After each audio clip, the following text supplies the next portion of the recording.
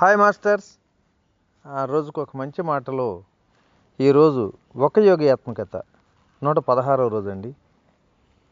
నిన్నటి రోజుని భారతదేశ స్వాతంత్రం సంపాదించడానికి గాంధీ గారు రక్తపాతం కావించే మార్గాల్ని అనుసరించకుండా శాంతియుతంగా మరి భారతదేశానికి స్వాతంత్రం ఎలా సాధించాలో అనేక భావాలను మనం చెప్పుకుంటున్నాం.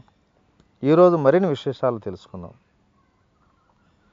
మహాత్ముల సందేశాలని వ్యాప్తి చేసే వేలాది నిజమైన సత్యాగ్రహుల్ని తర్ఫీదు చేయటం వలన కానీ, అహింస వల్ల కలిగే ఆధ్యాత్మిక లాభాలను, ఉత్తరోత్తర భౌతిక లాభాలను అవగాహన చేసుకునేందుకు గాను భారత జన సామాన్యానికి ఓర్పుతో బోధించటం వలన, అన్యాయానికి సహాయం చేయటానికి నిరాకరించటం, ఆయుధాలు చేపట్టడం కన్నా అవమానాల్ని, జైలు శిక్షను, సావులను సైతం సహించటానికి అంగీకారం తెలపటం వలనను, సత్యాగ్రహుల్లో వీరోచితమైనటువంటి బలిదానానికి ప్రపంచ సానుభూతి సంపాదించటం వల్ల, అహింసకున్న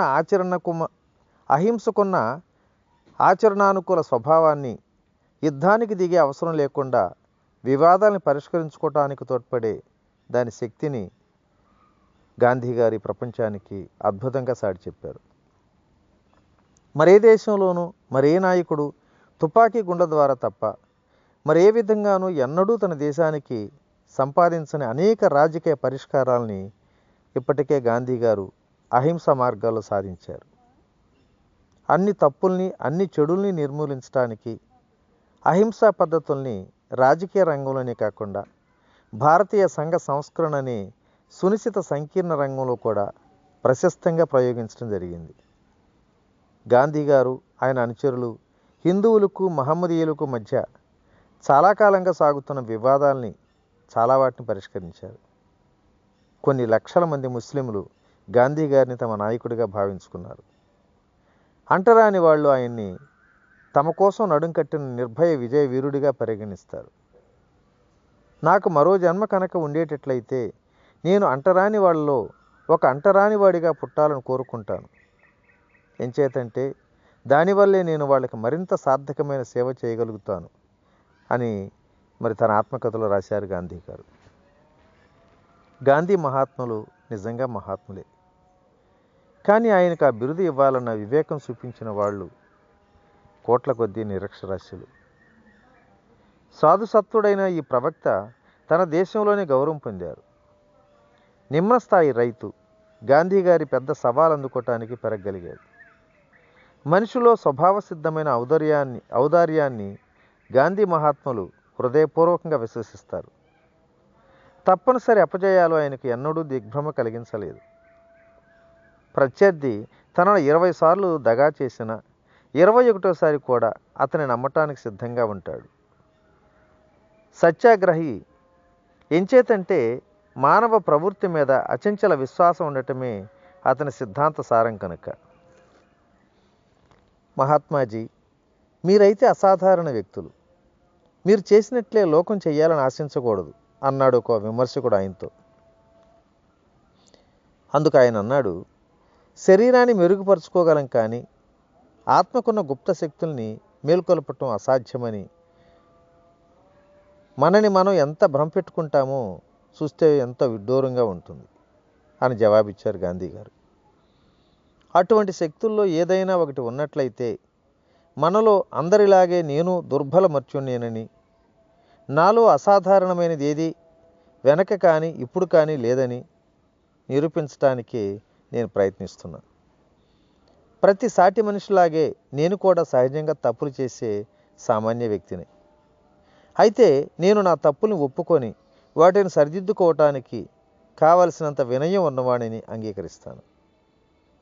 భగవంతుడి మీద, ఆయన మంచితనం మీద నాకు అచంచలమైన విశ్వాసం, సత్యం కోసము, ప్రేమ కోసము అవ్యయమైన ఆకాంక్ష ఉన్నాయా అని ఒప్పుకుంటా కూడా. కానీ ఇది ప్రతి మనిషిలోనూ అంతర్నిహితంగా లేదా అంటూ ఆయన ఇంకా అన్నారు. దిగ్విజయక ప్రపంచంలో మనం క్రొత్త ఆవిష్కరణలు, నూతన కల్పనలు రూపొందిస్తుంటే ఆధ్యాత్మిక రంగంలో మనం దివాళా కోరుతనాన్ని చాటి చెప్పుకోవాలా? అపవాదాలను ఒక సూత్రంగా చేయటానికి వాటి సంఖ్యను గుణించుకుంటూ పోవటం అసాధ్యమా? మనిషి ఎప్పుడు మొదట మృగమై ఆ తర్వాతే మనిషి కావాలా?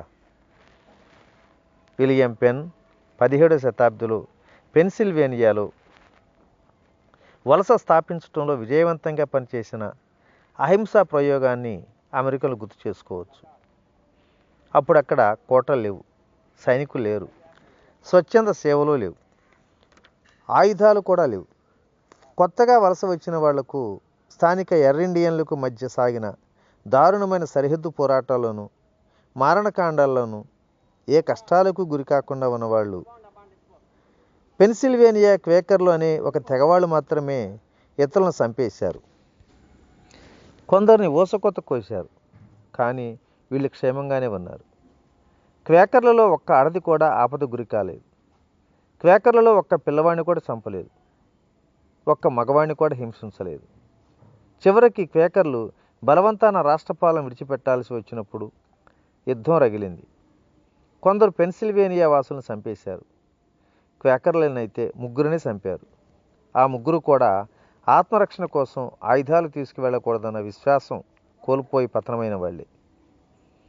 మొదటి ప్రపంచ మహాయుద్ధంలో బలప్రయోగం ప్రశాంతి నెలకొల్పలేకపోయింది అని చెప్పాడు ఫ్రాంక్లిన్ డి రూజ్వెల్ట్.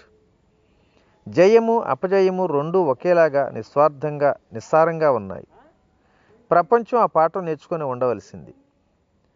హింసాత్మకమైన ఆయుధాలు ఎక్కువైన కొద్దీ మానవ జాతికి దైన్యం ఎక్కువ అవుతుంది అని బోధించాడు లావోట్.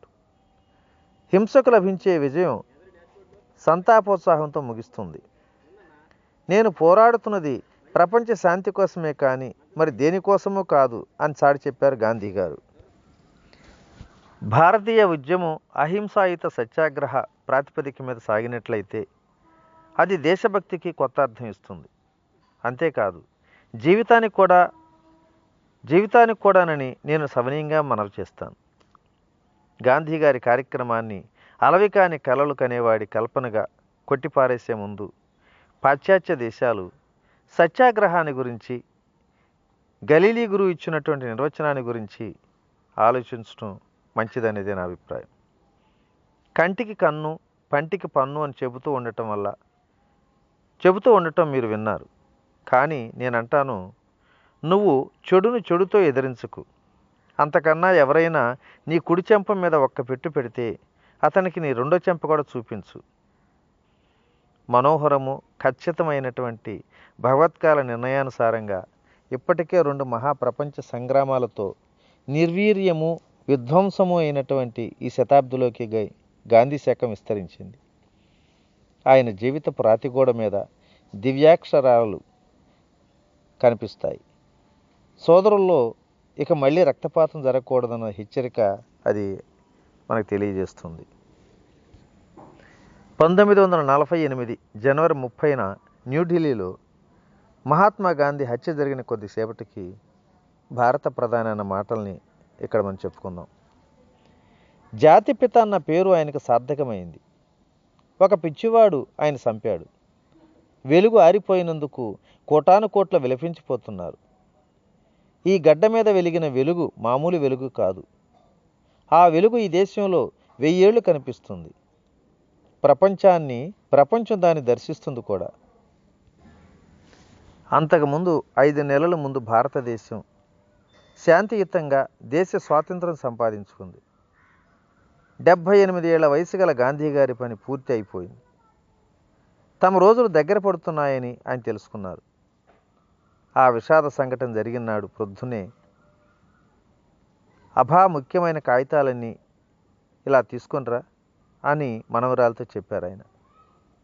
నేను ఇవాళ జవాబులు రాసేయాలి, రేపు అనేది ఇక లేకపోవచ్చు. తమ చరమ భవితయ సూచనల్ని గాంధీ గారు తమ రచనలో అనేక చోట్ల వెల్లడించారు. ఉపవాసాలతో చిక్కిశల్యమైన శరీరంతో 3 పిస్తోలు గుండ్లతో మరణిస్తున్నటువంటి మహాత్ములు మెల్లగా నేలకు వాలుతూ మౌనంగా క్షమాదానం చేస్తూ హిందూ సాంప్రదాయ పద్ధతిలో నమస్కరిస్తూ చేతులు పైకెత్తారు. జీవితంలో నటనే ఎరగని గాంధీ గారు ఆ మరణ సమయంలో మహానటులయ్యారు. ఆయన నిస్వార్థ జీవితంలోని త్యాగాలన్నీ కలిసి ప్రేమపూర్వకమైన ఆ చివరి భంగిమను చూపించగలిగాయి. ఆల్బర్ట్ ఐన్స్టీన్ మహాత్ములకు జోహార్లు అర్పిస్తూ ఇలా అన్నారు: ఇటువంటి వ్యక్తి ఒకరు రక్త మాంసాలతో ఈ భూమి మీద నడిచారన్న సంగతిని నమ్మలేని తరాలు కూడా రావచ్చు. రోమ్లో వాటికన్ నుంచి వచ్చిన సమాచారంలో ఇలా ఉంది: ఈ హత్య ఇక్కడ మాకు ఎంతో సంతాపం కలిగించింది. క్రైస్తవ సద్గుణాలు మూర్తిభవించిన దేవదూత వంటి గాంధీ గారి కోసం ప్రజలు ఎంతగానో విలపిస్తారు.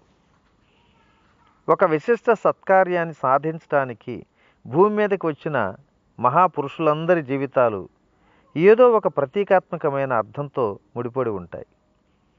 భారత సమైక్యం కోసం నాటకీయంగా సంభవించిన గాంధీ గారి మరణం ప్రతి ఖండంలోనూ అనైక్యంతో చీలికలైపోయిన ప్రపంచానికి ఆయన సందేశాన్ని ప్రముఖంగా సాటి చెప్పింది. ఆ సందేశాన్ని ఆయన భవిష్యత్తును సూచించే ఒక ప్రవక్త మోస్తరుగా ఇలా వెల్లడించారు: అహింస జనబాహుల్యంలోకి వచ్చింది, అది జీవిస్తుంది, అది ప్రపంచానికి శాంతిదూత. ఓకే మాస్టర్స్, మరి ఈ రోజుతోటి ఈ గాంధీ మహాత్ముల యొక్క ఈ కలయికను చాప్టర్ను పూర్తి చేసుకోగలిగాం. రేపటి రోజుని మరి సరికొత్త అధ్యాయం బెంగాలీ ఆనందమయ మాతను గురించి కూడా మనం రేపటి కార్యక్రమం తెలుసుకోగలుగుతున్నాం. ఓకే, ఇట్లా మీ రామిరెడ్డి మానసరావు. Thank you.